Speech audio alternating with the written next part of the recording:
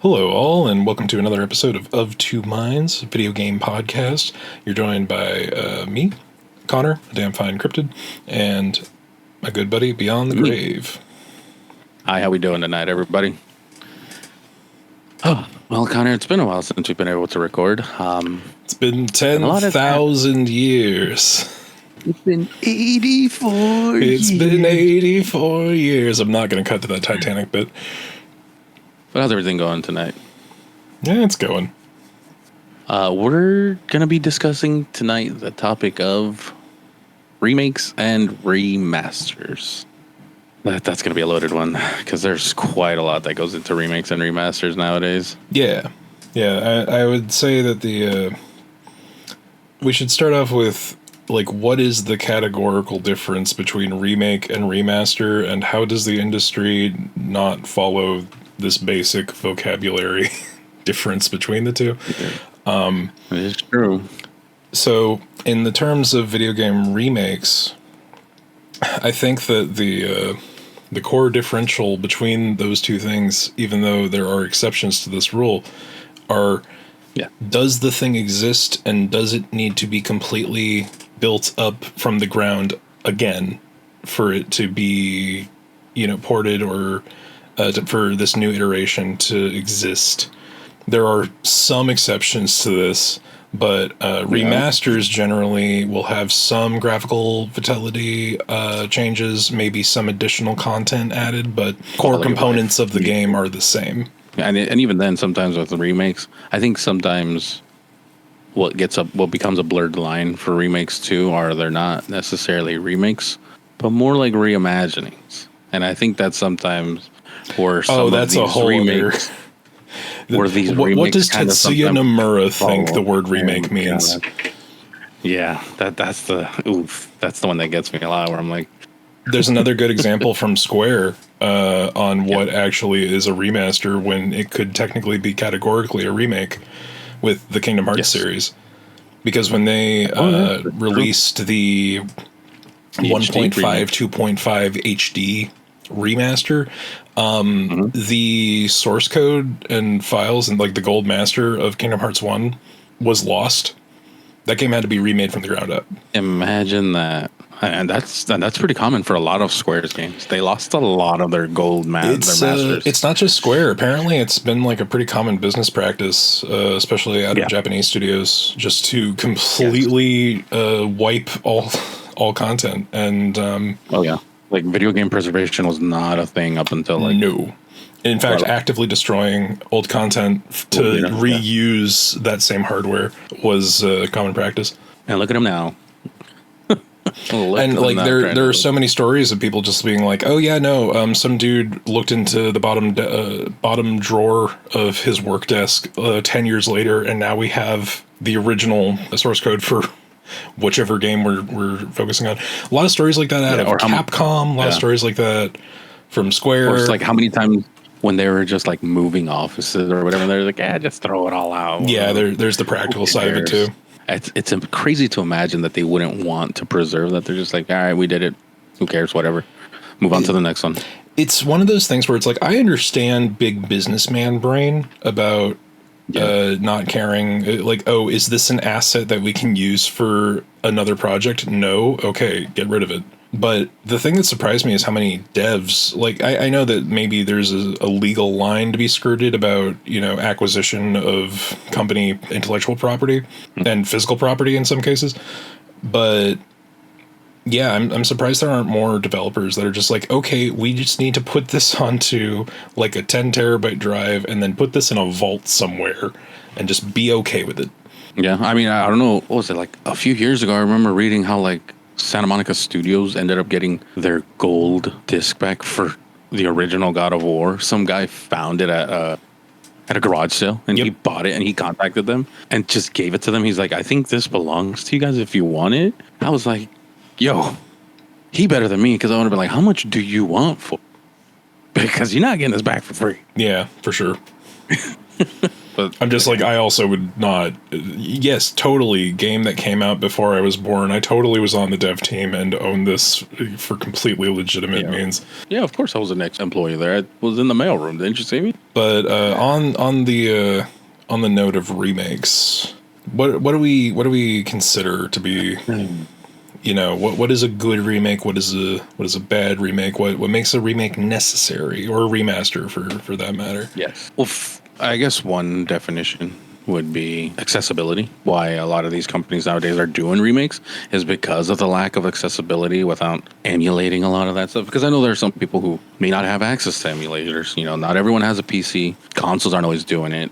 We live in this gray area where no one wants to admit that emulation exists the way that it does. Yes. But we're all aware of that. So when it comes from like the industry standard, like, is this a product that can be sold to people again? Okay, remaster it, remake it. Do we have the original? How much work would go into reproducing this in such a way that it becomes accessible to people with modern hardware? Because that preservation conversation is something that is completely ignored in the industry.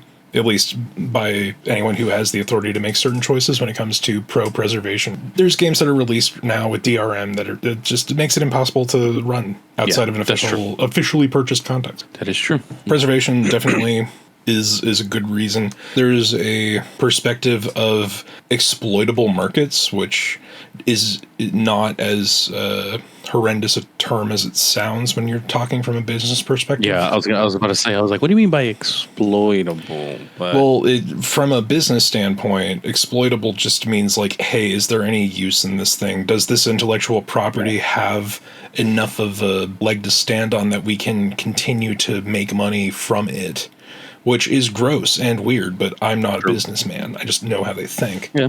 I don't know. Sometimes I feel like I hear this, but I'm not sure how necessarily true this is. One that I've seen like kind of linger around now is letting the devs fully imagine what they couldn't back then because of hardware limitations. Hardware has advanced significantly since a lot of these games from the 90s and early 2000s that they had to work with what they had then. Yeah. But now they're able to do it but I think way more in terms of sometimes scope. the limitation breeds creative decision making. We'll talk more about it in the conversation to follow, but that is what made Silent Hill 2 what it is, because that game is a product of the hardware limitations of the PlayStation 2. The fog effect was there to cover bad JPEGs. That's the whole bit, is that when you remove that fog effect, like cough cough, the Silent Hill HD remaster for Xbox 360 and PS3, you remove the atmosphere. You make it definitely. Like there is no horror without the fear of what is outside of the realm of what can be seen. Yeah. I'm definitely of the mind that sometimes limitations can provide opportunity for creativity, but I don't think that a lot of those decisions are made now because of how accessible, like, high fidelity hardware and software is. But yeah, I mean, there's definitely, we haven't really spoken about FF7 remake. Yeah, we're waiting to get there, but we will be.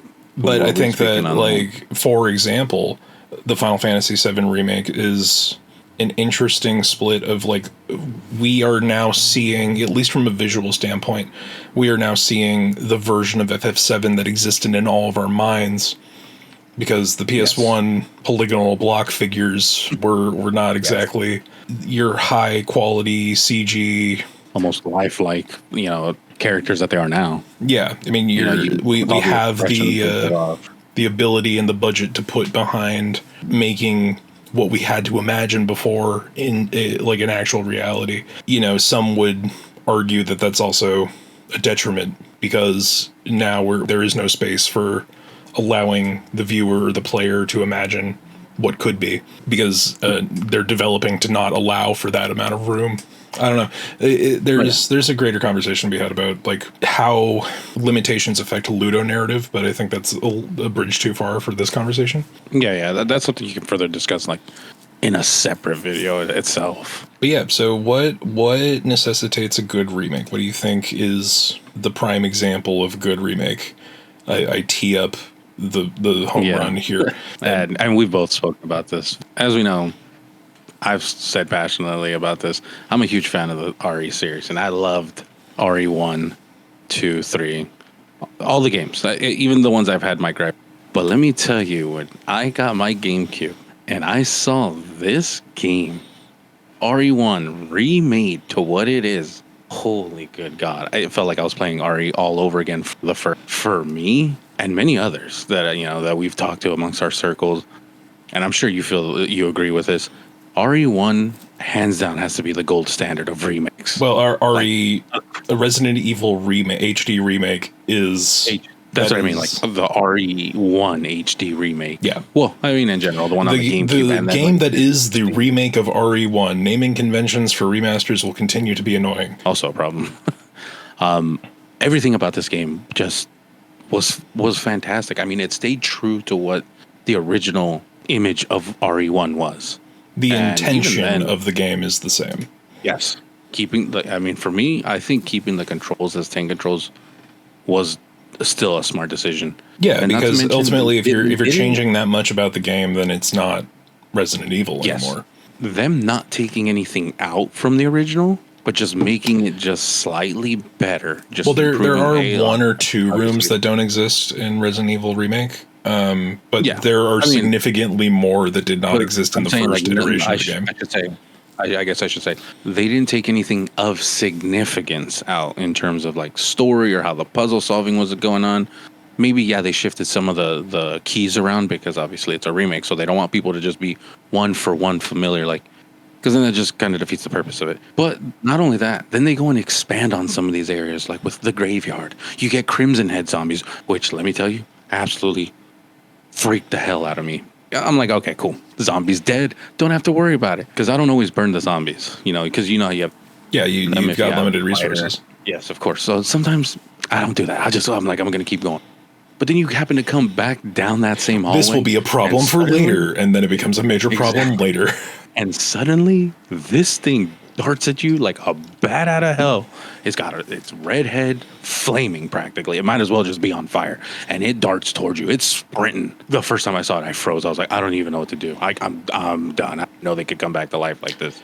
It's then an interesting... Trevor involved. That was also a beautiful involvement. I loved her addition when you discover her story, and then you get the masks to unlock her essentially her little arena under the entirety of the cemetery and all that. And then doing her boss fight, you're like, holy shit, like this is crazy. And then as you read her story, you realize like, oh, she's not dead. Yeah, she's not dead, because you read all the notes. It's like they did everything they could to try and kill her, and she just keeps coming back. So even when, like, in my mind, when you read this stuff, you're like, even after you do that boss fight, I was still thinking, is she going to come back? Is she just going to pop up anywhere? It felt, again, legitimately like I was playing RE1 first time all over again, and I was still feeling that same, like, fear where I don't know what's going on. Even though this all feels familiar, it still feels brand new. Yeah. And for me, that's what I absolutely love. It's interesting because a lot of people will say that Resident Evil Remake, like that is RE1 to them. And it literally was RE1 to me because I didn't play the original. I got a GameCube much later than I got a GameCube maybe 3 years before the Wii came out. To put a timeline on it, I was also like a Blockbuster console rental kid. So fair. I mean, I think a lot of us were. Yeah, I mean, there was that era.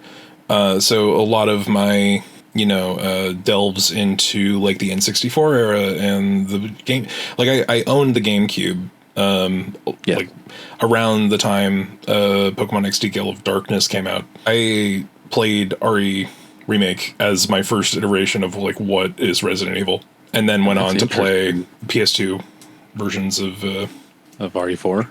Well, no, not of RE4. I'm sorry. RE4 exists exclusively on the GameCube. It will never exist on any other console. And if it does, you can take a chainsaw to the back of my head. And if you don't get that reference, it's fine. But that's interesting. Did you ever go back after that point to play the original? Not for one. Mostly because I know Remake like down to a T. Like I know sequencing in that game like the back of my hand. Because it was one of 4 games that I had for like a year and a half. That's interesting. Yeah, I would have actually. Now that you make that point, I never put it into that perspective, thinking this would have been like a generation's worth of people that this was their entry to the series. Like this was Resident Evil to them, as opposed to like the super. I've seen people play, or I've seen people stream the original, or emulated ports of it.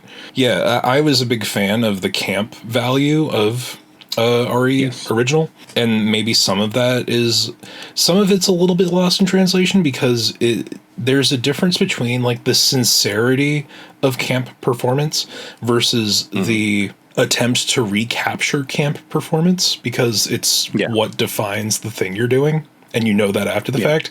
It's the reason people say like Tommy Wiseau can't make The Room 2, because The Room is a product of sincere effort and just total nosedive crash failure.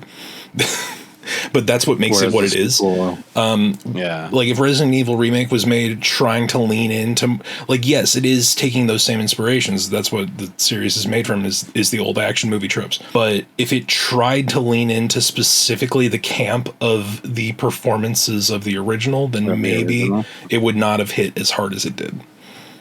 And honestly, I think that was the smart decision for them, to not try to re-emulate like that voice acting. Yeah, where they're just they had legitimate voice actors, and they made the characters feel a bit serious tonally to what was actually going on. Yeah. Whereas obviously in the original, they just picked random people and were like, "Hey, do you want to be in this video game?" And just say these lines and go with it. Like literally getting pulled in off of the street. Yeah. The guy who played Barry was retired, like a principal on vacation from Australia that was there, and they're like, "Do you want to be in our game?" He's like, "I guess." No, the way they handled the remake altogether was just bar for bar, just like done. It is so universal improvement, even down to the tank controls, making them feel familiar but still cleaner with the new movements, and having the fixed perspective of all of the familiar rooms that you were already aware of, with the addition of new ones where you're like, oh, where am I going here? What puzzle is this going to be? I just was absolutely floored with this, and I honestly thought this was going to be an industry standard moving forward. Yeah, I think that some people have held on to that feeling, but no. Yeah.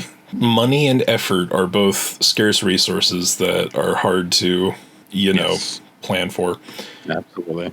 But yeah, I mean, the fact that Resident Evil has kind of become like the face of remake culture because of the eventual road to 4, which was the RE2 and RE3 remakes. RE1 in general is both a remake and a remaster, because you got the remake on the GameCube, and then they remastered. They did in fact remaster the HD remake, where it was just like, okay, now it's ported to every and it had modern controls. Resident Evil 4 is a good example of that, because Resident Evil 4, essentially the greatest hits edition from the PS2 era, is the version that got ported forward to, like, okay, here's what's available on the Xbox 360, and then this version is what's getting ported forward to. We have a separate disc copy available on the Xbox One and the PlayStation 4, and I think RE4 has existed on every console that has come out since, save for the portable systems that can't handle it, is what I was going to say. I know nobody's going to really know that unless you're as old as we are. But if wait a minute, people should know what the N-Gage is? No one should know. People who are older than me don't know what the N-Gage is. Ever know. But I think RE2 kind of carries forward that feeling of, like, we are trying to capture and emphasize what the spirit of the game is, if not the actual like, it's not a 1-for-1 on gameplay, and they also add additional areas, but it's like we have built upon this what people there's definitely a percentage of the fan base where RE2 is their favorite game, and I think RE2 Remake is a great example of, like, trying to stay true to the spirit of the thing while also introducing new content that is not destructive long term. I mean, I will say I still prefer RE2 OG over the remake in terms of storytelling. I think RE2 OG had a better story fleshed out than in remake, because remake, I don't know, the way they kind of tell story bits, some of it is kind of fluff to me, where I'm like, okay, they're just throwing this in to throw it in. Also, the fact that they took away that decision middle of the game, and the fact that the game plays the same in the remake back. Yeah, I mean, like whether you start as Leon or Claire, Oh like yeah, there is no really any differences. Listen, as opposed modern to, consoles cannot OG. handle.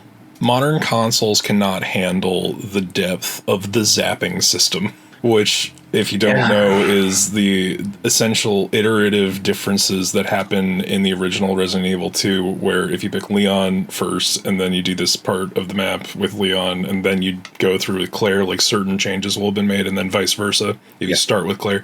But yeah, apparently they're going to lean into the zapping system for 9 again. Like there's going to be something even remotely close. It's things to look forward to. Yeah. But I will say though, I mean, I'm not saying RE2 Remake's a terrible remake. No, not in the slightest. It's very good. I do love the like over the shoulder, like fear factor they give you when like a lot of times it's so dark. Leon's barely using his little flashlight to like see what you can, and it's terrifying. It makes you feel modern Mr. X is actually horrifying. Like he is. Yeah. His tracking.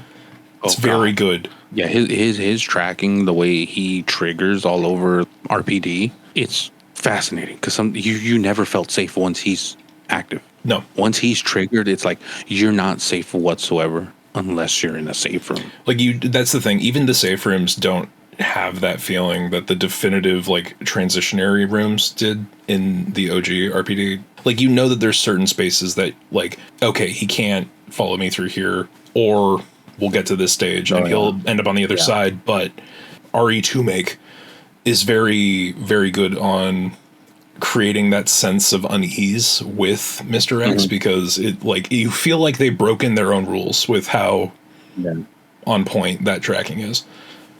Yeah. Also, I will say some of my least favorite parts to RE2 were when they split the story and you like, when Leon gets shot and he gets injured and then you play as Ada. Her stuff just, I don't know. I did not enjoy her gameplay at all. I didn't enjoy like her section because that's some of the fluff where I was like, why? Do I really care about this? Do I really need to see this? Yes, it's just her going after Annette. Big okay. And then also Sherry's game. I'm like, I don't care about this orphanage like part with the Captain Brian Irons. I'm like you could take this out and guess what? The game would like it's fine for additional content. It doesn't hurt that it's there, but it doesn't contribute to the whole the same way that some of the other changes are made.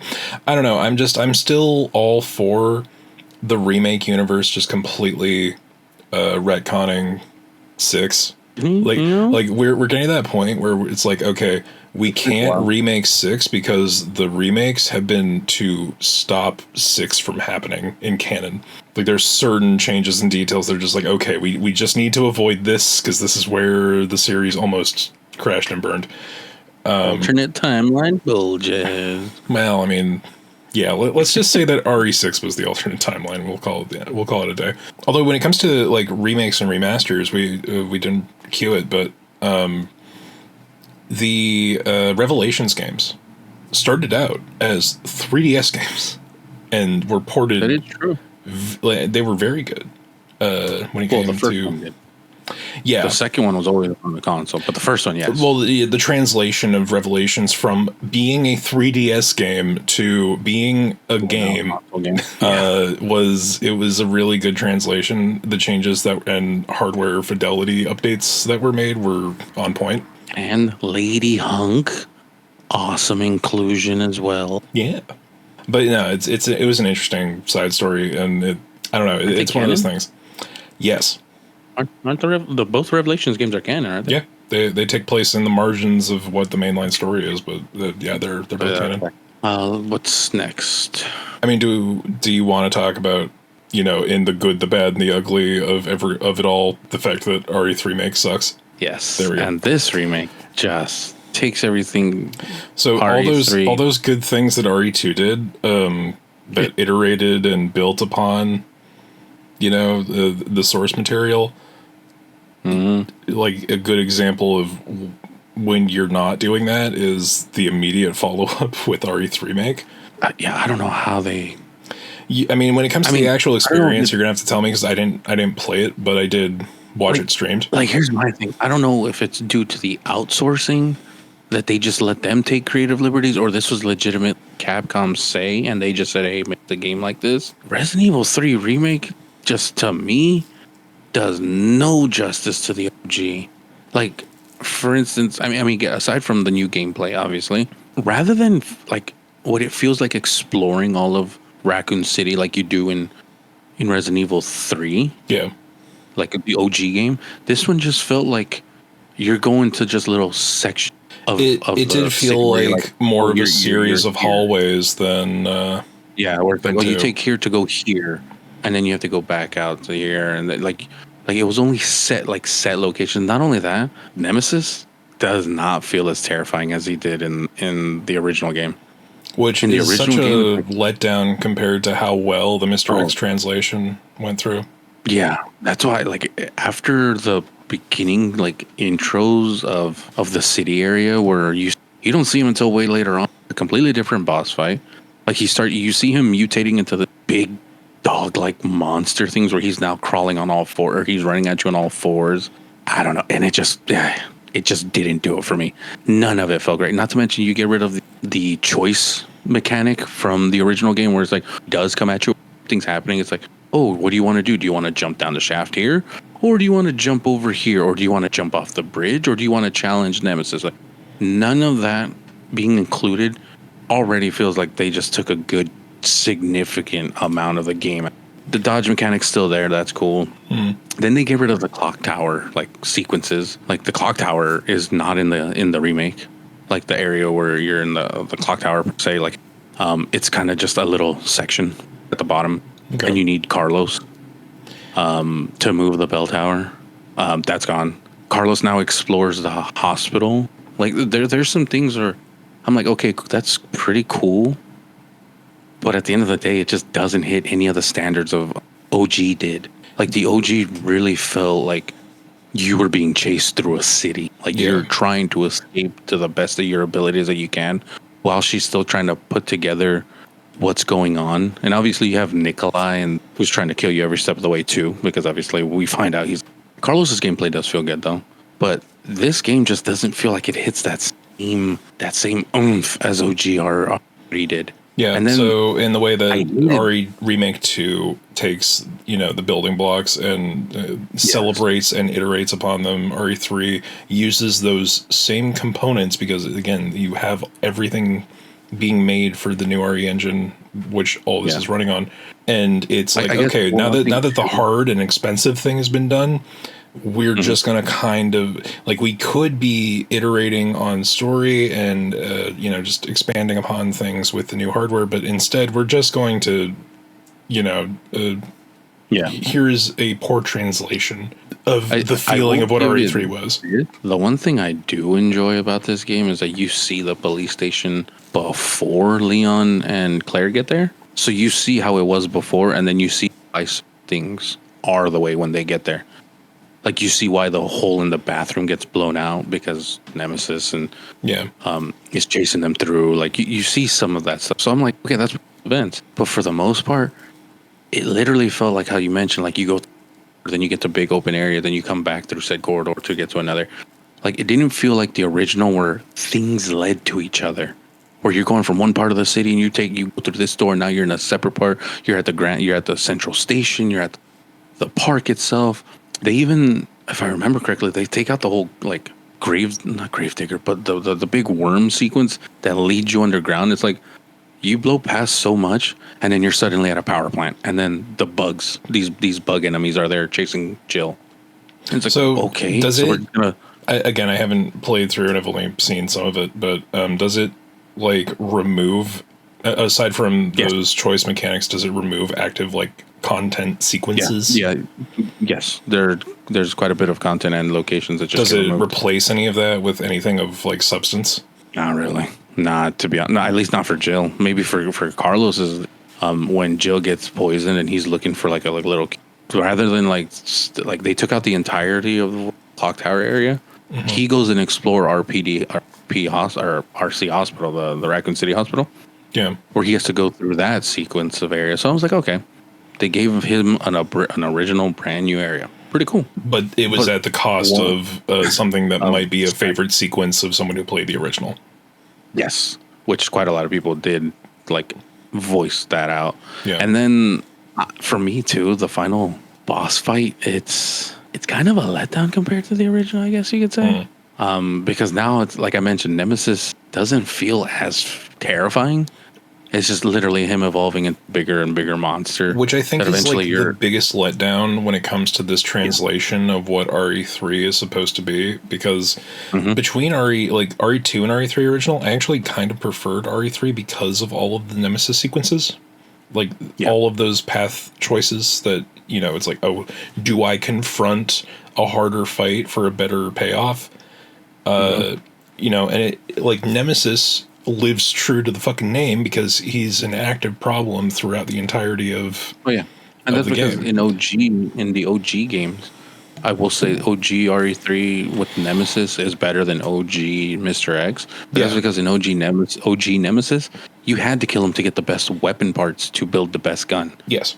In and the remake, it's like even if you were to fight him, you get nothing. So I think that's something when it comes to remasters and remakes is that, well, more so remakes, that when you're dealing with something of quality, that when you are dealing with something of like there is a built fan expectation about how any kind of improvement or iteration of this particular sequence is going, like the expectations are that much more higher for remaking something that's good as opposed to expanding on something that was maybe like not necessarily bad but mid.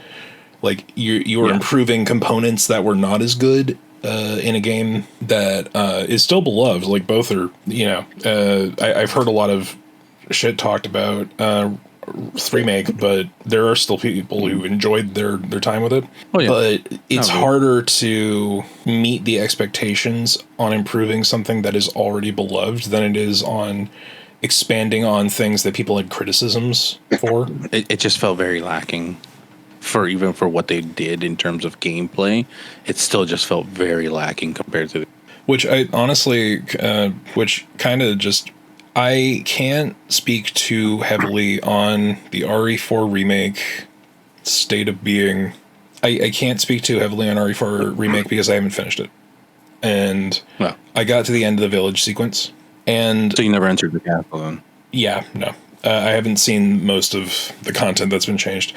I think RE4 Make had the toughest job it possibly could in that you were trying to improve on what is seen largely as a perfect game. RE4 is set the standard for everything, like third-person shooter changed so much. It rewrote the book on not only what could be expected of, you know, Resident Evil, but just like the quality of the content, the actual gameplay, you know, the over-the-shoulder fucking camera system.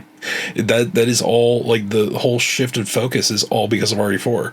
And it's like how much it also kind of set the pace for the downturn of the series, because it's like, okay, we need to focus on the action sequences of RE4. This is no longer really a survival horror game. This is a survival action game. And that's kind of why 5 and definitely 6 fall as flat as they do, because they're trying to live up to that standard. Well, 6 is just a fucking quick time event action game. 6 is a meme. Fucking so it's hard for me to say that RE4, you know, doesn't meet up because I haven't seen it content complete. But the remake feels like they are sincerely trying to build on that shift in dynamic. The action sequence and the actual feel of the gameplay is definitely more fluid, which, you know, some people will say that, you know, having to lock in place to, you know, go into aim and shoot and the inability to walk in the original was part of its difficulty and like should be, you know, sacred and cherished. But no, it's like making the action, like the feel of the actual gameplay more fluid has made that game a lot more interesting to play. It's harder for sure, but it felt pretty sincere. This was much closer to the degree of successful translation of RE2 than, RE3, 100%. Oh, absolutely. Personally, I enjoyed the remake. And again, I'm not saying... But I only got to like the 20% mark in the game, so I don't know what is or is not missing. It's terrible in any sense, but it's like for everything they did good, there was something that kind of balanced it out as a negative where, okay, so we're doing that. And again, the remake is still good. Like, it's fantastic. And did I hear right? It was like one of the Verdugo fights is just gone? One of the Verdugo fights is in Ada's DLC. That sucks. It's not. It's yeah. There's one of the and then the UL something like where you're fighting a monster on a bunch of like overhanging containers, shipment containers that you have to escape from one to the other, and this thing like digs underground, and then it pops up every now and then and comes at you. That was removed from Leon's. When you're in the mines, it's given to Ada. So there were some compromises made to Leon's game to create more of a thing. Because like if you go back to again the greatest hits version of RE4, which has all of the additional content that was made for its original story, there are sequences with Ada, like Operation Ada, where you go and find Leon's jacket because that's about as important as anything else that Ada does. Well, yeah. Obviously. So, like, for instance, I mean, they're tonally just the two, as we know, RE4, more cheeky, more campy with the oh yeah, that is action schlock. And then you get the tone of Resident Evil 4 where Leon feels serious, where he's like, I'm here for the president's daughter. What's going on? His one-liners, some of them are there, but they don't hit the same. They just hit for people because it's like, oh, the nostalgia effect. Like, he said the line. Like, I think that's something that you need, like, people need to be wary of, but also when it comes to development, it's like, are you putting these lines in because it's what the character's about and it's what you're trying to convey? Or are these sequences only still in the game because you have to make the reference, otherwise people will be pissed off? Pretty much. And like one of my favorite things that I loved about is Luis's character development. Like obviously in the original, he's the Rico Suave Spanish guy. You don't really know much about him or what his motives are. And sometimes he's, I forgot something. Hold on, I'll be back. Like, and he just disappears. So you're not really like getting too much of him. And then suddenly he dies. It's like, remake, yeah. In the remake, they make him a character where it's like, oh shit, like you get his intentions. He used to be a former Umbrella scientist who helped with the Ganado stuff. Yeah. And when he sees everything that's going on, he's to not repent, but to redeem himself. Yeah. Where he's like, I can still save things if I tried. So you see a lot of that story, and you read about why he's helping Leon in the first place, and why he's out there doing everything. So when he dies, you legitimately feel like, oh fuck, this man really was doing everything he could once he found out what the actual motives were. Yeah. To try and like salvage what he can and essentially make himself feel good. Yeah, but I think that's really like the advantage that you have when it comes to remaking something that's as beloved as RE4 is like, okay, here is bringing forward Luis's character into being a full character on screen. Like it's a show don't tell situation because you're taking aspects of like what used to be like codex notes and you're showing them diegetically, which that's what you should be doing. You should be expanding upon characters that are beloved, but you don't actually see a lot of their content, like making new content, and not in the way that they were like with Ada, where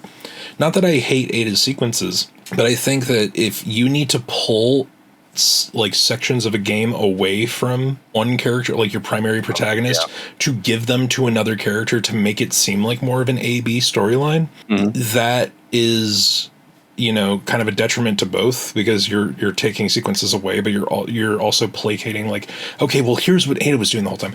Okay, have Ada do content we didn't see the first time around. Make something new. Yeah. Like, but then on the flip side, which is where I'm saying, this is where I was saying, like, they do one good thing and then they like debalance that by doing this, where Hunnigan and Sadler pretty much are nowhere to be found in this game. That's the thing that really kind of hit me more than anything else. The codec calls are not in the game. No. Like, Sadler shows up towards the end of the game, in like the final set, like the final area, and suddenly he's like, "Oh, I'm the big bad, by the way." But it's like at that point, like, what do I? You don't really feel like a bad guy at all. So you just feel like you just showed up just for the finale, for the final boss fight. Like the whole reason, aside from Metal Gear being as culturally dominant as it was, the whole reason for the codec calls was so that you could establish like directives and scenes and character like choices in describing who Sadler is, who yeah, like you don't get that character build up that you would not otherwise by removing that intermediary, because you can't have like 50, again, to go to RE6 and like all of the things that it does wrong. You can't have an enemy where you have 15 fucking interactions with it, like in a boss fight sense, and still have them feel like not only developed or like threatening, because that's the biggest problem I have with Jake's sequence in fucking RE6 is that you fight the same goddamn fight like 5 to 10 times, and it's like, okay, why am I still dealing with this fucking thing? You couldn't put in a second creature. And like, they do, but it's like it's like, how many times am I going to have to fight this guy? It doesn't make them feel threatening. It makes them feel annoying. And I think when you take all of that away, it's like you can't have in-person interactions with every single one. Like you can't replace the codec calls with in-person interactions is the core of what I'm saying, without taking away from how threatening that character is. Having him like constantly, basically every antagonist in RE4 constantly bugging Leon and like playing with him and mocking him and taunting him over the course of the game is what the character build up to those fight sequences where you eventually overcome them. That's what makes them satisfying, is that you're finally getting back at this guy. And that's true of Sadler. That's true of Ramon, and even Jack. Like, and I will say I'm on the side of I hate Jack's redesign. I never got to it, so yeah, I didn't like his. How the fuck does the Krauser thing work without the previous interactions? Is it just the one fight and then you're done? Pretty much. That sucks. Like you see him a couple of times, but like it's not like anything where they talk about their past per se. Like Krause, I mean, I don't know if you care about this or not. I mean, kind of do. I like that fight. Okay. That's what I was like. I don't know if you want me to say anything about that fight that you're supposed to have with them, or like the couple of fights that you have with them. I mean, I think you can speak to it from like a narrative or gameplay perspective without, spoiling.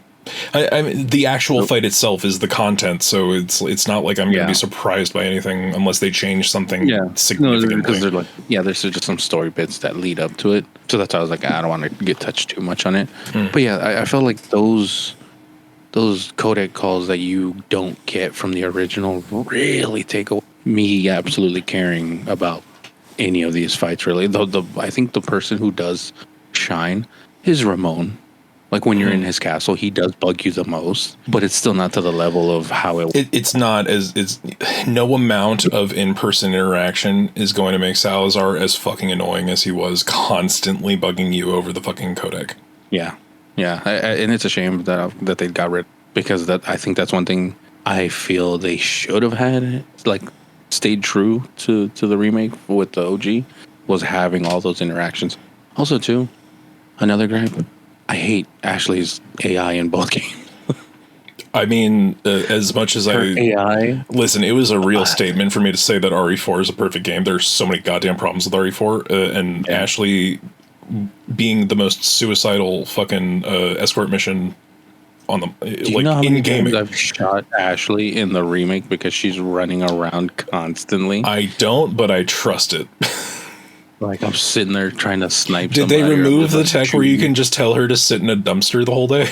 Yeah, the dumpsters are gone. Oh no! Like practically all that stuff is gone. Where you can't just tell her to hide. You can tell her to wait, but then you have to keep an eye on her. But then you have to keep an eye on her. Run at her. Yeah, because the rooms aren't as like. And we use like the more technical perspective of like, oh, this is not a room, it's outside. But when it comes to the actual map and interaction design, this is a room, and they are not as singularly hallway shaped as they once were. Yeah, there's some stuff where you're like, Jesus, why? Like, you gave me this, but then you gave me this. Like, the one I can tell you, the sequence that's right after, essentially, it's replacing the sequence right after you get the rifle. Like, there's that one, like, windswept, like, essentially it's a hallway, but it's like your first major... The merchant for the first time. Yeah. Yeah. In, like, OG, that is a hallway. That is a hallway with, like, different paths, but ultimately it is a hallway. The version of it that they have in Remake, it has so much more verticality. Like, it does not feel like a room. In the original, that's like, okay, here is my horse blinder. I see the exit on the other side. There's 2 or 3 paths that I can walk back, up and down and through. But yeah, no, you don't have, it is limiting, and it's like something that is a product of its time, but trying to shift past that makes it almost more difficult. So if you're telling me that there aren't designated save points to have Ashley exist in the dumpster like the little trash goblin she is, that's going to suck. But I also look forward to it because RE4 is one of my favorite games. Oh yeah, it's a great game regardless. There's just, again, those little things where I was like, I feel like that takes some of the pizzazz away. Also, the fact that they again, but this has to do with obviously the tonal changes. I still prefer the OG merchant over new merchant's cool. Yeah, new merchant being a pirate is fun. Like, it's fun, but it's not the merchant. Also, I will say, and this is a section you get to later on, Ashley, when you play as her gameplay isn't that bad, actually. Okay. I'll take the improvements on that, because I remember the armor sequence in the OG game was a goddamn nightmare. It's still one of my favorite sections because it's very fun to see her. I will say the one thing I do like that they did, getting rid of the QTE stuff. So much more fantastic. Okay, did they make her more of a character? Yeah. Okay. Because that was the big thing in every RE playthrough. Is like, okay, am I going to save my tri-herb for me, or am I going to save 3 of them for Ashley so that she doesn't get killed in a single hit? Right, that's true. Because sometimes one little thing is like, Ashley! Fucking Leon's over here screaming to the fucking heavens. Or when you accidentally shoot her, oh no. I can imagine that's a much more common problem in the remake. Yeah, her AI in the remake, you can just see her just running across constantly in front of your scope, and you're like, I swear to God, woman. You know what? If nothing, true to form that Ashley's AI is bad in the remake. That they kept immaculate. But now you can't subvert it by placing her in a dumpster. The tragedy. I mean, but overall, though, like it's a great game, though, regardless of what they have. I mean, it's still Resident Evil 4. Little changes aside, you're like, they're not like. I don't know why, like RE4 and Final Fantasy 7 or so married in my head. Maybe it's because I played them relatively close back to back, and the first time I played them. But I feel like they mirror each other in their remake iterations too, because it's like Capcom can't afford to make RE4 bad. It has to be good. Absolutely. The same way that Square broke the fire alarm emergency glass on the wall when they decided to remake Final Fantasy VII, because that has to be their best game, and that may or may not have actually, they might not be meeting that standard currently. Cough, cough, Rebirth. But yeah, no, like, again, I think that's, like, as long as it's able to channel and celebrate and then iterate and build upon the intention of the characters, while also providing, like, maybe a more streamlined gameplay kind of vibe and feel, then I mean, that is a successful remake. That is what you look to remakes. Absolutely. When it comes to iterating on content, it's a little bit of a combination of both, with another remaster that we both purchased, but I have yet to actually go back and play, because I have this deep love of multi-100-hour RPGs. Yes, and I finished this last year. I played it right when it came out. Yeah. So Final Fantasy Tactics: The Ivalice Chronicles. One of my favorite Final Fantasies of all time. I would go so far as to say that OG Tactics is my favorite Final Fantasy. That's Just bar none. Too. That is saying a lot, but I also have bad opinions about Final Fantasy. I still think 10 is among the best. I mean, 10 is among the best. Yeah, but try having that conversation with who's like with someone who focuses on the story and not the gameplay. You know, they're like, "Oh yeah, laughing sequence," and I'm like, "Yeah, that the laughing sequence is intentional. They were directed to be stilted and awkward." But yeah, no, the Tactics Evil East Chronicles HD remaster came out. It's on the Switch. It's on Steam. It's Tactics. It's yeah. I don't know. I feel like it's an interesting juxtaposition to have the OG be translated as well as it was, because there are some editions, and I haven't played through it myself, but I did watch you stream it. Well, it's funny because technically OG Tactics on the PlayStation was the one that had the bad translation. Yeah. War of the Lion on the PSP is the one where they had the great translation. So I haven't gone through. No, but so yeah, OG Tactics is the one that the translation wasn't exactly up to par. It was pretty good, but wasn't up to par. War of the Lions is the translation team that retranslated the game. Yes. Made the story that much better. But then they changed some of the gameplay stuff, which slowed down summons and casting, but they also added 2 new classes, and they added Balthier to the War of the Lions one. The Evil East Chronicles one is a mix of both.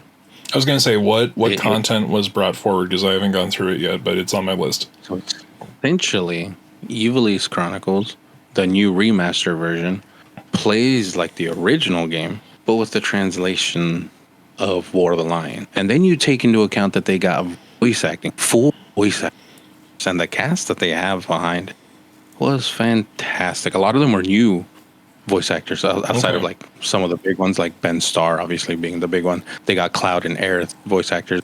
Spoilers, Cloud is in the game. Yes, spoilers for game that is 10,000 years old. Right. But it's so great going through the game again, and then you hear a lot of these conversations played out, and you hear the emotion compared to how I used to like translate these scenes, or the emotions, or what I gave them. So and it just hit so much harder hearing all of the actual tonal like shifts, the way they were having their arguments. How what in my head I thought they were like yelling at each other. No, they're just having a very fierce, but like a one-on-one, or like they're just very serious, but their tone's like something like this, where it's like, Delita, you don't understand what's going on. And oh shit, in my head, I thought they were like at it. Like they legitimately were like yelling at voice acting, top notch. Yeah. The quality of life to the gameplay, beautiful. They streamlined a lot of it. You can through a lot of the battles now too. So it's not like taking forever to see all the animations or the cast time. Okay. The ability to skip battles when you're like wandering the open world, I love, because that's one thing. Oh my god, always threw me for a loop when you would get open world and you're traveling location to location, and suddenly boom, you get into a battle, but you have to take it. You can't skip it. Here you trigger a battle and it says, do you want to fight or do you flee?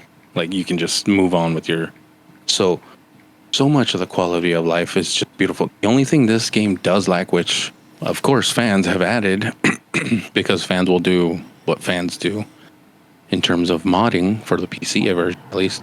They added the classes that were cut from War of the Lions and Balthier into a mod so that you can put them back in. Wait, so they didn't bring Balthier forward to... Balthier, the Dark Knight, and the Onion Knight were cut from this version. That sucks. But fans made a mod to add them in. When it comes to this kind of game, you would want them to celebrate all of the content that matters to people. And I feel like that is what made War of the Lions tolerable. Obviously, yeah. With the caveats that version has. But also a cool little feature about this game, too, is that when you load it up, you can choose to play the original PS1 version of the game with all its original text, text, the original sound effects, the original everything, true to what you remember, or you can choose to play the Evil East Chronicle remaster version. So I was like, oh, which so has they gave full the voice fan- acting, so I feel like the decision's kind of made for you. Yeah. Well, I mean, not always, because there are some people who did prefer to play the original because Yeah. they liked the original. You know, that was their nostalgia effect. Or some people went back to play the original just to see the differences. So yeah, like streamlining a lot. Oh, also too, I will too is making your characters, like the characters that you get, that you recruit. I'm not talking about like your army characters. I'm talking about some of the special characters that you get. Yeah. Actually viable. Like you get them and they're already like at a level where they're worthwhile to have and train, where you're not starting from base level scratch. fighting. Yeah. Yeah, and you have to train them all the way up, because that was Cloud's problem in the original, which is why Cloud sucked in the original. Because by the time you get to him, you're blowing him like out of the water when it comes to like invested levels and XP, and having to build him up to match where you're currently at is a whole like 20-hour endeavor. Mm-hmm. You get him. Don't want to spend another like 20 to 25 hours just grinding him up. No, I don't want to. So a lot of times, like, and the answer that younger Connor would tell you is fuck yeah. Yeah. At least this time you get him and he's already at a certain level where you're like, oh, okay, hey, quality of life features, thanks. Also, I will say the grind also, I wouldn't say is easier, but it's smoother to grind out level to get the classes. Like it wasn't as arduous. There we go. It wasn't as arduous as the remaster for me hits all levels of, this is beautiful. Like this is wonderful. One thing I didn't know either until later on in the game, you see some cutscenes play out, but if you go through like the Chronicles tab of the menus, you get to view the full FMV included in the Lions version. Ooh. Where you see the cutscenes actually played, not just like the little models of the pixel, talking, and so I was like, that's pretty but the cool. full like pre-rendered stuff. So I was like, that's pretty cool. They included both. So yeah, this remaster I think has been solid. Bringing it aside from not bringing forward both of your, which is like, here's your one positive you can have for War of the Lions, aside from the fact that its translation's better, but aside from the main reason that War of the Lions exists, content difference. Yes. I wish they would have brought forward everything, but I understand, there are certain things you want to focus on. But yeah, I think like that as a remaster, adding full voice work is one of those bigger undertakings that is such a it's so player focused positive, because as much as I enjoy going through and playing the game, it's a lot easier to have like you were saying, it's a lot easier to have whatever the intention behind certain fully acted out scenes, like how that reads to a person might be different if you leave it up to interpretation. But if you have the full voice acting, you get to experience the intended iteration of events. It makes a huge difference. Like that was the difference that brought me back to play, and it wasn't a remaster or remake, but just the update that made me actually finish Disco Elysium was the fucking full version of the game had full voice acting. Oh, I still need to go back. I still need to play that, actually. Yeah, that's a good one. I feel like it's really interesting that they brought forward, it's like, oh, hey, pick your version. Because I think the best version of that, like, quality of life feature, or that, like, appeal to nostalgia feature, where it's like, okay, we have the updated version, we have what changes we made, but if you are so desperate for your nostalgia, go ahead and pick the lesser of the two, but fucking, it's there for you. I think the best version of that, shot out of the dark, but it reminded me of the Halo Master Chief Collection. How you can completely turn off the new like retexture layover, because it's running over the original game, so you can switch to the original game on the fly. Yeah, too. it's a single button press. Yep, I remember that. But yeah, like providing that OG option for the people who are like, no, I want the thing that I remember. It's it's nice to see it there. Yeah. Well, yeah. It's a great little thing. It's like, hey, it's there if you want it, but also we did all this work if you want to enjoy that. Because even after playing this game so many times, like hearing the voice acting, there were times where I was like, this person's kind of making some sense over here. But then you've like, obviously then you see Ramza, like by the end of it, I was just like, Man, Rams is just done trying to dialogue with people. He's just like, all right, that's it. Rams is tired and respectfully that exhaustion is earned. Every time Rams would be like, look, let's just talk things out. I don't want to fight. This is what's going on. No one wants to believe him. Then they're like, kill him. He's like, do you guys really want to do this? Oh, and then he takes out enemies. And Rams is like, all right, I'll take out my full team of fucking summoners to one turn this. Here's my arithmeticians, and they're just gonna hit everyone on the field. Good luck. Yep. It's like, here's my summoner. My team is so stacked that I can afford the friendly fire of this AoE. Right. Yeah. Right. I was just like, dude. But yeah, the voice acting just, my God, dude, it floored me every time hearing like everything going down. No, I'm kind of like, there's a part of me that I'm like actively mad at myself because when it comes to games like this, I know myself enough that I will turn away from everything the fuck else and then no life it for 100 hours. Yeah, that sounds about right. And I would like to finish Expedition 33 before another year passes. Yeah, definitely get on that one too. Yeah, I'm there. I'm like halfway through Act 3. So that, when it comes to like what a remaster could be, this kind of skirts the line between what a remake and remaster is, but this is definitely the best iteration of things that you can do that do not change, the content too severely. Yeah, absolutely. The one that comes to mind when it comes to changing content is, you enjoy Suda 51 games. I enjoy Suda 51 games. Definitely do. I definitely played the remaster of Shadows of the Damned. Shadows of the Damned remaster is actually pretty good. One that is not as good, unfortunately, is the Lollipop Chainsaw Repop edition that came out last year to middling applause and then a lot of criticism. No. It came out, then that's about it. It came out. Sure. Yeah, it definitely came out. So when it comes to like FF Tactics, the Evil Ace Chronicles brought forward a whole bunch of content and is like, okay, here's a celebration of what this is and the best translation of what it is by adding to it. Mm-hmm.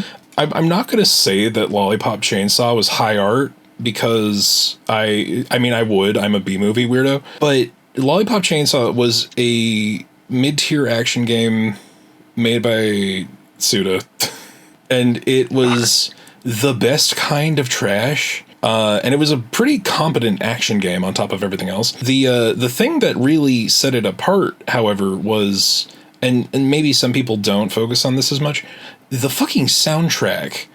It was a whole bunch of licensed music, which is really hard to continue to support, especially if you're going to port it or remaster it, because the game is not going to make the money back that it would cost to re-license every single one of those tracks. And the tragic aspect of that is that a lot of the tone setting in that game is done with that music. Like, fucking, there's too many examples.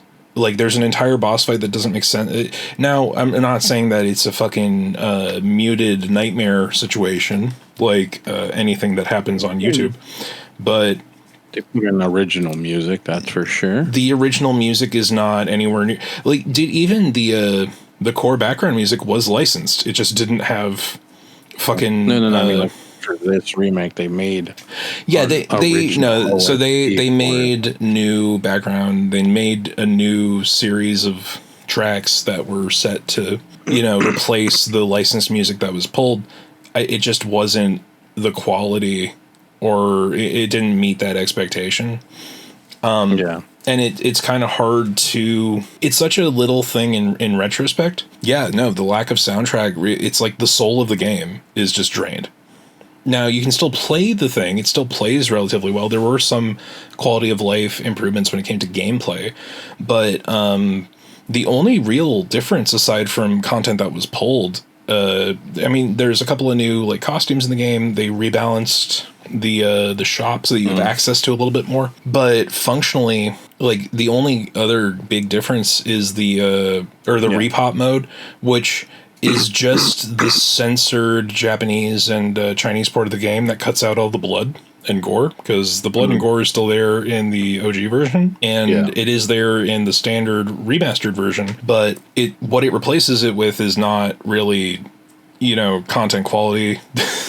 Like, this is just like how they censored it. They you know, they brought in sparkles and blackened it out. But hadn't you mention something about like the comic book intros or something? Yeah, so that was another thing, is that a lot of the soul of the game, a lot of the tone is set in like embracing that fucking camp aspect of it, and this was like most notable in every single character introduction was in a screen that had like a comic book art style, to the point where they literally were using Comic Sans for the text on that shit. But now this version of it, it's supposed to be like comic book camp. Yeah, of course. But in this version of it, it's just like, okay, here's like a single freeze frame of the existing character model. Like, that's disgusting. Yeah, no, it's just like, okay, yeah, no, here's a character introduction. Still Comic Sans, I think. But we don't have the context. Because that's like literally taking the charm out of like that's the story framework, is that you open up to like a comic book like page flipping sequence, and you're moving frame to frame, and that's how the story's presented. And then they take that away for some reason. Is it because the models have been completely remade and the texture quality has been improved? No. And if that is the case, it isn't apparent. Like, maybe I'm just championing this game because I was one of those people who had to like defend playing it, because the gameplay is solid. It's a good action game. It's a fun game. Yeah. The story is fun. It's one of those interesting things where you have to get the bad ending first, otherwise you can't, because of the way the grade sequencing works to get like the good and then best version of the ending. Really? Yeah. So in the OG game, there was like a good, bad, and like true ending, and it was based on how many of the students you saved in each of the levels. And I know that like basically you have to fuck up badly enough that, you know, end game spoiler, Juliet gets home and like either her mom or her dad have been zombified. And that's only what happens if I think you have to save like less than a certain number. I don't remember what the qualifier was, but I knew that it was one of those things that like once you did the best run of that level, because you could replay each of the levels individually. Yeah. Like it used your best run. So unless you like progress wipe, you can only get the bad version of the ending if you fuck up and then get to the end. Because without starting fresh, you progress. Even if you rerun through a level, it only tracks your best version of it, or your best clear. So if you do those things that you miss out on to trigger the bad ending, then you don't get to get the bad ending after the fact. Is shit. That's a Suda 51 weird idiosyncrasy thing that it came to like the actual gameplay. I never knew that. I never knew that about that game. But I mean, I hyper focusing on certain stuff aside, the actual gameplay is good. It's a good character action game. Like, it's not Metal Gear Rising Revengeance, but it's a lot closer to Devil May Cry than not. It's style, man. It's a very particular vibe. There are very few games that go for this kind of vibe. Aesthetic. Yeah. Well, yeah. I mean, the aesthetic. It's definitely like early aughts TV show shenanigans, but in like a hyper exaggerated way. Like, I've never seen anything go as hard in on an aesthetic as Lollipop Chainsaw, with the exception of like recently. There's a first person like boomer shooter called Don't Stop Girly Pop that is fucking insane, and I wanted to play on Demonstrables, but the demo became unlicensed after like a week. That's the title. Yeah. It's like, hey, what if Don't Stop Girly Pop is like, hey, what if you had like magical girl vision over a major like high speed boomer shooter? This game, this aesthetic reminds me of like Juliet Starling vision. It's a good game, and it's like I want to see the thing that I like be good. You know? Yeah, of course. I mean, yeah, because of course it's something you thoroughly enjoyed, and you're like, here's a second resurgence to be even better, and then you realize it's. And it's like, how many compromises had to be made for this to exist, and is it worth it? Because I don't think it is. Especially with something like as significant as the music, which makes a lot of the Like, I get it. The gameplay like hit harder. Like, not everybody can go through to like, not everyone can do Tango Gameworks, yeah. Not everyone can do a hi-fi rush level of quality for your quote-unquote streamer mode, or like, we don't want to pay for the licensed music licenses anymore iteration of a game, because I hazard to say that Hi-Fi Rush's OG music that you get for turning streamer mode on is better than their choices for licensed music. Yeah. But I I wish that level of quality and effort went into care and consideration. Honestly, went into this remaster. Yeah, because you know what two other games come to mind now that you mentioned that did that? The Guardians of the Galaxy game by Square. Yes, and then most recently Dispatch. Dispatch had that form Dispatch is censorship with the music and with some of the visuals, and I was like, that's a nice touch, because although one of those things about the streamer quote censored safe version of the game is still getting flagged. Yeah, well, like on YouTube side, Twitch was okay with it completely. I know that. YouTube, they were particular. YouTube's YouTube about everything. Yeah. But yeah, no, so it's like, I don't want, if you're going to remaster something, I don't want to see more removed content than new content. Yes. And is there a whole bunch of new content in Repop? Yeah, sure. But it's also not as high quality. Which sucks. Although I will say, when it comes to altering content, the one remaster that I'm most looking forward to playing, because I want to see how it shifts, is the Bravely Default remaster for Nintendo Switch 2. Is this out already, or is it still coming out? I think it's either recently released or it's on its way. But the Bravely Default HD remaster, tying in a little bit more to Tactics of all things, because this is essentially a sequel to For Warriors of Light. But, they got far enough in the development that they're like, okay, let's just add new shit. Let's just change the context of the story so that we can make something a little more, something of its own, like, worth its own name. And, like, Bravely Default is... Like, I say that Final Fantasy Tactics is my favorite Final Fantasy. I would go so far as to say Bravely Default is among my favorite Final Fantasies, because this was a 3DS game. 3DS, my fault. And this was the era of 3DS games too, because there's an entire this is one of those games where it's like, it took so much advantage of the format of the system that it came out on, because not only did this have some content that was restricted to the touchscreen kind of thing, but there is a secondary mini game where your protagonist town gets destroyed in the beginning of the game. You rebuild the town, and it's like a little micro town simulator, and also like you're taking like Dark Cloud. Yeah, you're taking like the best versions of your team, and you can fight. There's a system where you can get the best version of your team for a single attack to do damage against fight sequences that would happen in exchange for resources. Anyway, most of the rebuilding of the town took real time that your system had to be on, and it was just perfect for when I started playing it, which was when I think I was just starting community college, and it was like, okay, but I'm going to leave this on in my pocket in sleep mode because it counts. I'm going to start this class, go to this class, and by the end of that, this new version of this thing will be done. I think there's some things that will give you access to additional... it's been a while. I think that certain weapon upgrades and shops are locked behind the town.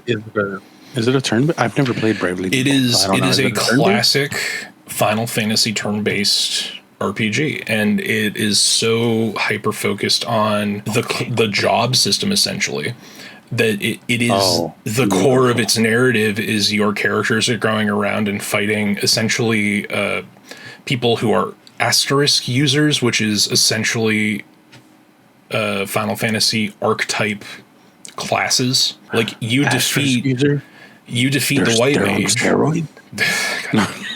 You defeat the white mage pretty early on, and then you get the ability to have your character switch from freelancer to white mage. Oh. And so on and so forth. And a lot of these side stories are like, no, this is not a side story. This is you going and doing this boss fight so that you can become a red mage. That's sick. So I need to play this. I didn't have a 3DS for that long, so I've never got to play it. Especially since you have a Switch too. This is a good one to go back and play. The perfect opportunity. But it's one of those things where it's like this remaster is not only necessary from an accessibility standpoint, which we mentioned a little bit earlier, because again, Bravely Default OG was a 3DS game. There was also something, it had integration with the Street Pass system so that like you could call in a single attack from someone that you Street Passed with. So it's like you can pass somebody and it's like, okay, they had Agnes is usually your default summoner, or she has the stats to support being the summoner asterisk more than anything else. So it'll be like, okay, call in Agnes to be the fucking summoner for the single attack. So get a free summon strike for this battle because you used your Street Pass thing. And that's then cool, you could record essentially one attack and then have that be your Street Pass fucking assist essentially.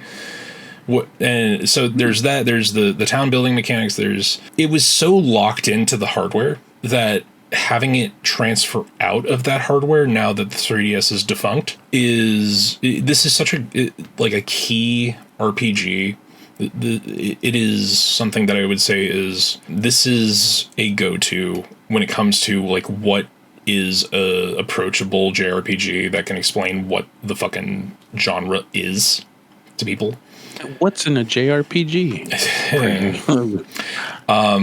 But no, like it's a celebration of like its source material, because this is like, hey, the best Final Fantasy isn't a Final Fantasy, it's Bravely Default. Because like the entire narrative encompasses just like, hey, here it is a war for the crystals. The crystals are your like primary narrative thing, and it's a little bit closer to 16's storyline now that I'm thinking about it.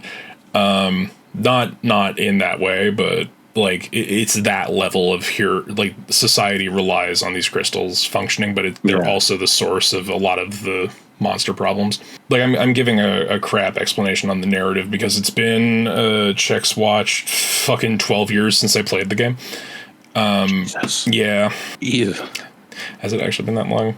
Probably. Oh no, it's been that long. It's been 12 years at least since I replayed the game. Oh, that hurts. Anyway, the immutable passage of time aside, accessibility, it's important. People should be able to play Bravely Default because it is a very good game. It was locked to hardware that does not have access to its own digital storefront anymore. 3DSs are not being actively produced. Trying to find a physical copy of this game is not as bad as trying to find a Shin Megami Tensei game that came out on the 3DS when it comes to scalper pricing, but it's not good. Yeah. It's a game with a fan base, which means that, venture capitalists are going to fucking sell it to you for 15 times what it originally sold for. It's not that bad, but it's still like, find a 3DS copy. It's hard. Yeah. And then having the hardware to play it on, also not the best. So the fact that this remaster is bringing it into, if nothing else, bringing it to an audience that can experience it for the first time, but also for people who are just like, I would like to play this again. I don't have a functioning 3DS. Okay, I guess this is something that the Switch 2 is going to be used for. I know that like we kind of have a gripe when it comes to how many remasters especially come out for Nintendo products. It's also like, okay, here is a beloved franchise. Is it available on hardware currently? The answer 9 times out of 10 is no. And like, when it comes speaking on that, like I know that remasters of games where I'm like, okay, I guess. This one though feels very necessary because it's like I personally, because I've never played this, but I personally saw how crazy people went for, was it Bravely Default, like the other two Bravely Default games that were on Switch. Yeah, well, Bravely Default so 2, Bravely Second came out on the 3DS, and then I think Bravely Default 2 came out 2 was on the Switch. But the thing is, the reception that I saw from that, I was like, holy shit, this franchise. Yeah. So for them to do this, I'm like, that I would makes say sense. Bravely Default is a more successful celebration of the JRPG than fucking Octopath Traveler was, and that game's all about, like, hey, what if your memory of 2D pixel art was as good as it was? Or it was as good as you remember it being? But that's why seeing this one, like, kind of took me by surprise, but at the time, like, hearing you talk about it, I'm like, oh, that makes a lot of sense, which means they were aware that they were, like, they heard a demand. Yeah. And they were like, let's toss it out there. And I think especially because 6 is your favorite, like that era of Final Fantasy, like that this game will hit that much harder for you. I mean, I do want to try this. That's the thing. Now that I have access to it, I know I can. So I will play this at some point. Because as much as we love to, especially when it comes to Nintendo games, as much as we love to think that emulation will be an option, especially with Nintendo games, it usually isn't. Because they have weird hardware idiosyncrasies. The Switch is the first that it's like kind of easy to emulate most of the games that come out for it. Cough, cough, hypothetically, I don't know. Allegedly. But no, it's like you have a traditional controller layout as opposed to trying to emulate Silent Hill Shattered Memories, which doesn't work with a classic controller layout. You have to have your waggling goddamn Wiimote for that game to run. That is also true. So yeah, it's a matter of accessibility when it comes to the game being available to play. I think that that's also like that is the strongest point for the constant deluge of remasters is like, okay, there is a fan base that is not getting served new content for a particular franchise. The best we can do is making that game available to play on modern hardware. The other half of that I think is, I know I've been sequence chaining here. I think the best version of events for most remasters, the unspoken rule of a lot of these remasters is that they are there to gauge interest in new content. Touchable 20. When it comes to Raito Kusunoha and the Mystery of the Soulless Army, I'm pretty sure that this game, Capcom's usually the one who's guilty of this, but Atlas has also made themselves a name in the space of releasing a remaster to gauge interest in a sequel, or more remasters, because I'm praying that the Raito games getting remastered equal more Raito games getting remastered, because King Abaddon is my preferred of the two. I think that the other thing with gauging interest is so that you can justify remaking certain games that maybe could actually use the full remake treatment, that could benefit from modern convenience, quality of life feature upgrades. There are a couple of Shin Megami Tensei games in particular that I'm like, okay, Raito sold well. Raito made money. Will we finally get... Digital Devil Saga 1 and 2 need to be remade. Or they need to exist on modern hardware because emulating them is hard. Yeah. I don't even care for a remake. Give me a nice remaster. I'll take them. Yeah. Access on hardware would be great. So yeah, I mean, you can look at it from the sales perspective of like, okay, if we remastered this game, this is either like a way for us to reintroduce a particular character for new entries in a franchise that, may or may not be coming, but it could also gauge interest in whether or not it's worth investing in porting old games, which True. I generally think is always a good idea, and I think Atlas of all people should know that the second they put anything that is, preluded by the words Shin Megami Tensei onto a storefront, it will make money. It will make more than they put into it. The remastered SMT3 did very well. The only hiccup they had and I don't know if it was Atlas or Capcom. I'm pretty sure it was Capcom. Was making Dante a paid DLC. Yeah, that's a producer side thing. That's But bullshit aside, though, yeah. having the game on the Switch. This and Nocturne are 100% like Nocturne was remastered to gauge interest in putting 5 out and reiterating on like, hey, remember the last thing that actually counted in this part of the SMT storyline? Because we're not going to acknowledge 4. The 5 is a sequel to 3. Don't worry about it. 4. It's not actually that streamlined. There's a whole 70 game tree we can fucking go and break down. But again, the conversation for a different time. But yeah, no. So like, hey, making Nocturne available outside of emulators. Good on you, because that's a game that I don't want to pay $400 to have a physical copy of for the PS2. And that's honestly the reason I go for getting as many remasters as I do, because it's like, oh, hey, look, there's a game that I don't have to break out old hardware to play, B, don't have to figure out an emulator for, and C, don't have to pay a scalper or a reseller or collector seller like 17 times what the original MSRP was to be able to say I have. That's true. I need to play this remaster. I only got to try the demo at that IGN event. Yeah, I did too. But I haven't played like the full game since release, and I want to. I'm looking at the unopened box on my shelf and having Rido stare back at me, disappointed. Again, it's the same reason I didn't play, or I have not yet played, because I still also have it, and it's also boring a hole in the back of my head.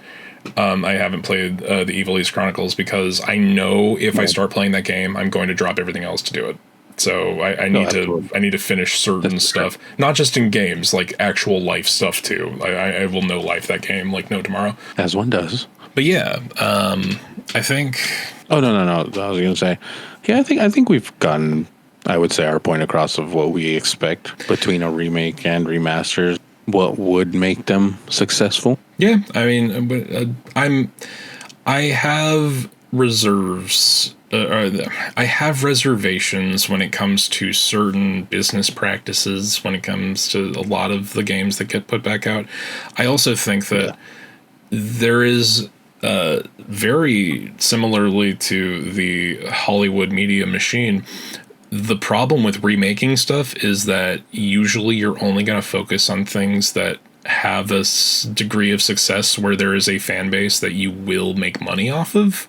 The difference between translation of an adaptation versus a full-on fucking remake is, unless you do a line-for-line, scene-for-scene remake just with new shit, at which point you would ask, what is the point of this existing in terms of like traditional like movie, TV show media?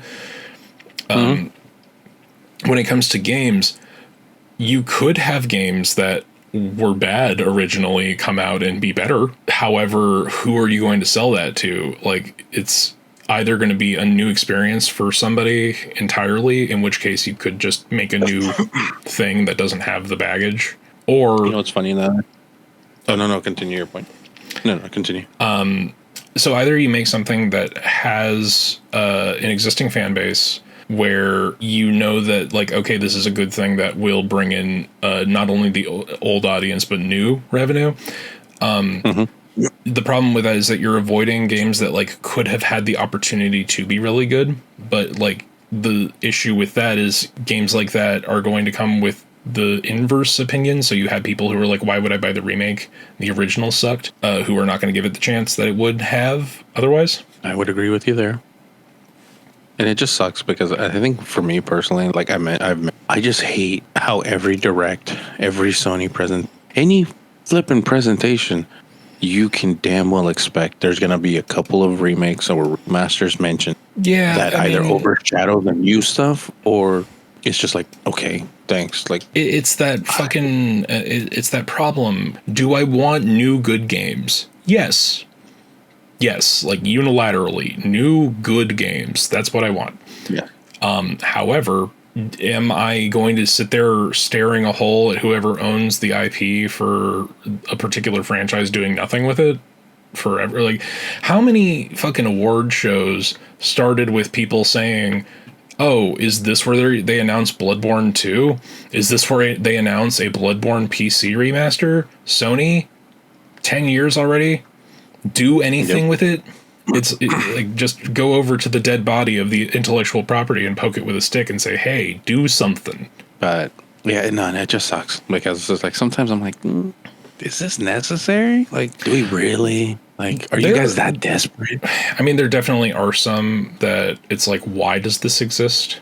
And then there are some that are like, oh, hey, this is I mean, hell, there's a whole bunch of games that came out on the PS4 to PS5 generation where it's like, oh, yeah, no, we're re-releasing this game on the PS5. And it's like, it's not a direct port. You're calling it a PS5 version, or you can be, and I know we've said in prior things, we focus on The Last of Us and how Neil Druckmann doesn't know how to be a person.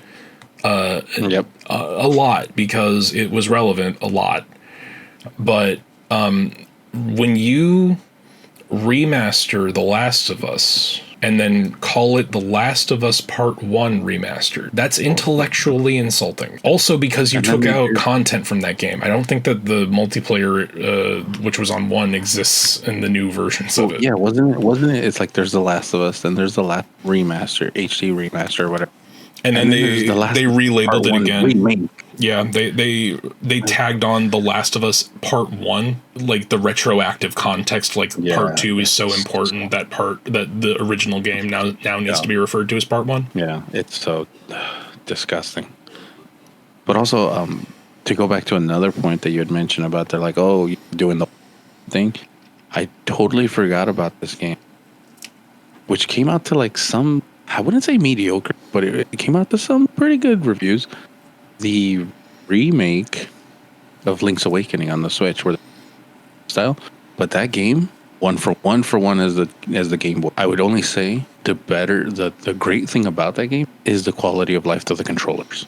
But after that, like if you memorize, it's the same exact thing, the same quest lines to get all the sides, the same exact locations, the dungeons, everything. And I was like, okay, that's cool. I mean, familiar. Would have I liked some scram? I think so.